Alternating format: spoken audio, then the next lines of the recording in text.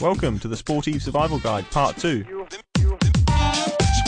In this edition we're going to be looking at bike packing and bike setup. We're going to give you some hints and tips on making sure that the bike actually makes it out to the event, and also making sure that you can enjoy the day because the bike is set up and you've got all the equipment that you need on board for a day's riding.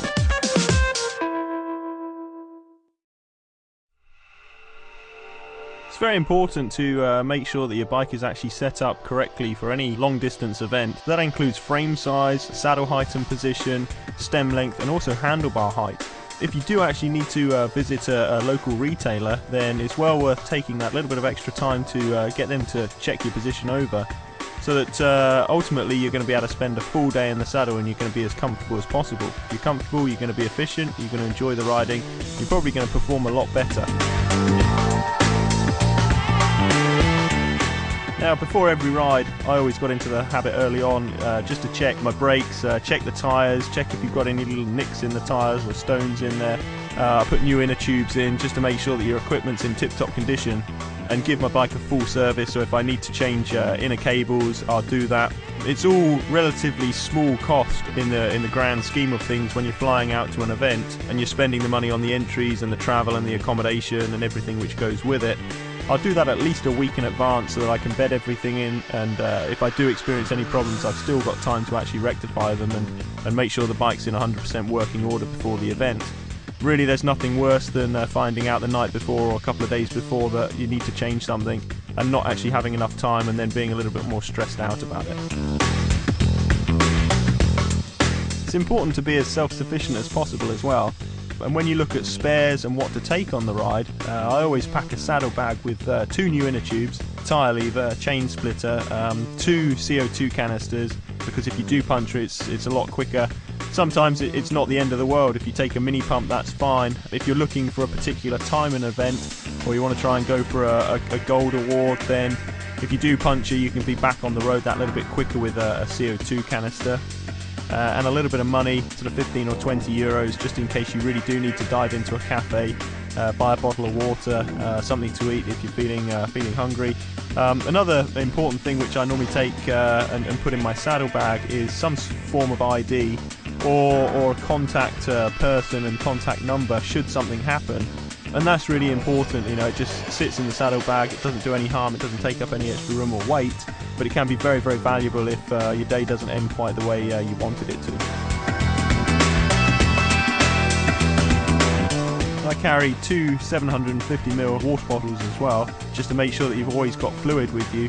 All the Sportives have regular feed stations, but really it's important to make sure that you are self-sufficient and you do have enough fluid with you from one feed station to the next. There's nothing worse than actually running out of drink halfway and suddenly thinking, well, I'm really thirsty now, and not having anything for quite a few miles. So if you're at that point, then things can start to go bad quite quickly.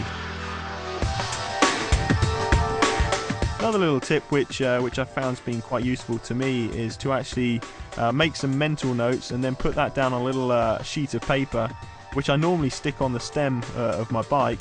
And I really just go through the course and I highlight certain sections where the feed stations are. And I also put in the hardest parts of the course, so I put in all the climbs, how many kilometers in the event they are, how long the climb is and how high in altitude the climb is. You know, I do that pretty much for every Sportive which I've done. Found it really, really handy. Take about 15 or 20 minutes just to go through the parcours and make those notes. So hopefully you can use that to your advantage as well.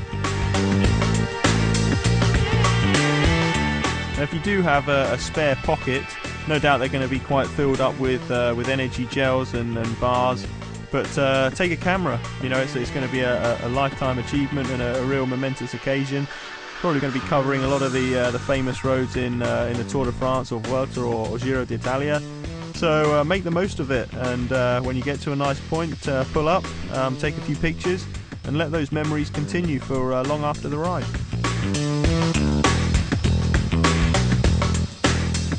The next thing to look at really is the gearing on the bike.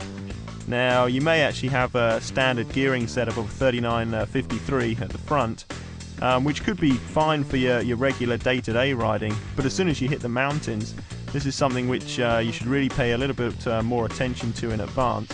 Make sure that you've got a low enough gear to actually get over these mountains.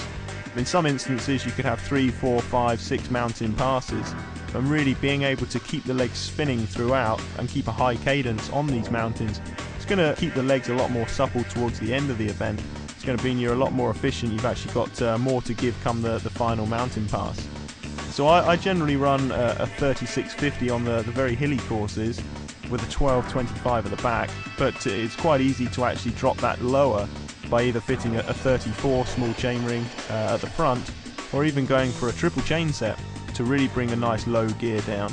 Or at the rear of the bike you could go from the setup which I adopt, the 1225. You could change that to a 27 or even a 29 tooth sprocket at the back.